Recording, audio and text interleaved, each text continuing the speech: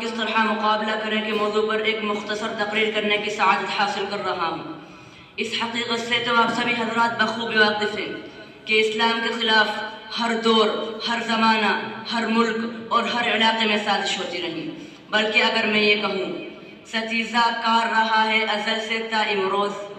ستیزہ کار رہا ہے ازل سے تا امروز، چراغ مصطفی سے شرار بولہبی تو زیادہ بہتر ہوگا۔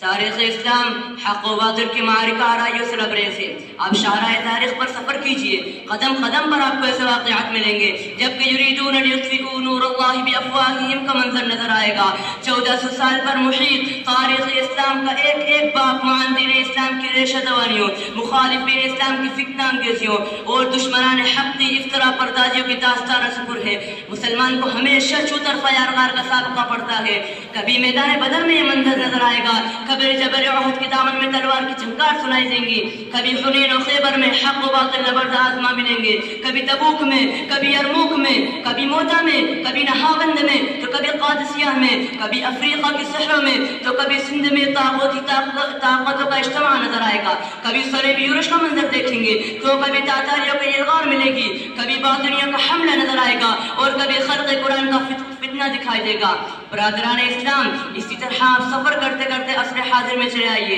عصر حاضر جس کو تہذیب و تمدن اور تحقیقات اور ترقیات کا زمانہ کہا جاتا ہے، وسعت فکر اور نظر آہاد کہا جاتا ہے، مذہبی آزادی کا دور کہا جاتا ہے، وہ متمدن زمانہ اسلام اور اہل اسلام میں سب سے خطرناک دور ہے۔ گزشتہ صدیوں میں اسلام کو بزور شمشیر نیست و نابود کرنے کی سازش ہوتی رہی، مگر اس زمانے میں دشمنوں کو ہر محاذ پر ناکامی سے دوچار ہونا پڑا، ہزیمت اٹھانی پڑی، اس لیے کہ ان کی سازشوں، عداوتوں اور مخالفتوں کا جواب دینے والے وہ باکردار مسلمان تھے جن کو یہ کہنے کا حق تھا کہ باطل سے ڈرنے والے اے آسمان نہیں ہم، باطل سے ڈرنے والے اے آسمان نہیں ہم، 100 بار کر چکا ہے تو امتحان ہمارا۔ اس لیے کہ ان مجاہدین اسلام کے دلوں میں ایمان کا نور جلوگر تھا، وہ تو اخلاق و کردار کی بلندیوں پر تھے، دنیا کی رعنائیاں اور زمانے کی فسوقاریاں ان کو اپنا غلام بنانے سے عاجز تھی، وہ تو میدان کارزار میں ترایا توحید گنگنانے والے تھے، جنت کی طلب نے ان کو شہادت کا متلاشی بنا دیا تھا، وہ تو دشمنان حق پر شیر کی طرح حملہ آور ہونے اور چیتے کی طرح جھپٹنے کی صلاحیت رکھتے تھے، لہذا دشمنان حق ہمیشہ منہ کی کھاتے رہے، ذلت و رسوائی سے دوچار ہوتے رہے۔ برادران اسلام، ماضی بعید و قریب کے تمام فتنوں اور عصر حاضر کی سازشوں میں بنیادی فرق یہ ہے کہ گزشتہ صدیوں میں مخالفین اسلام نے اسلام کو نیست نابود کرنے کے لیے اپنی ظاہری و ماضی طاقت کو ذریعہ بنایا تھا، مگر عصر حاضر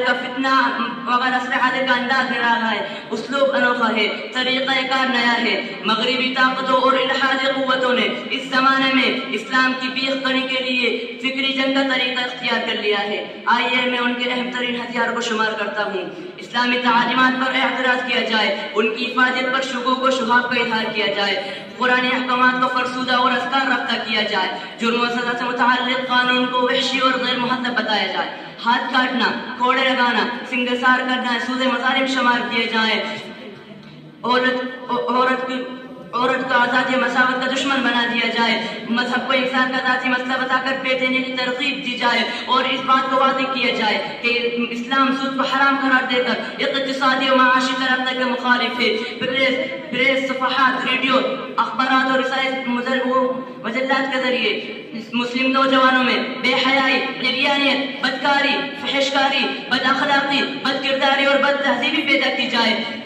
داڑھی رکھنا، نماز پڑھنا، روزے رکھنے کا استحضا کیا جائے، زکوٰۃ کو ٹیکس کا نام دیا جائے، وغیرہ وغیرہ بے شمار طریقے ہیں جن پر منصوبہ بند طریقے سے عمل کیا جاتا ہے، جن پر اربوں ڈالر خرچ کیا جاتے ہیں، اسلامی عقائد و نظریات کو موضوع بحث بنایا جاتا ہے، اسلامی بیداری کے لہروں کو بنیاد پرستی کا نام دے کر دبانے کی کوشش کی جاتی ہے، اسلام کے شریعت کے نفاذ کو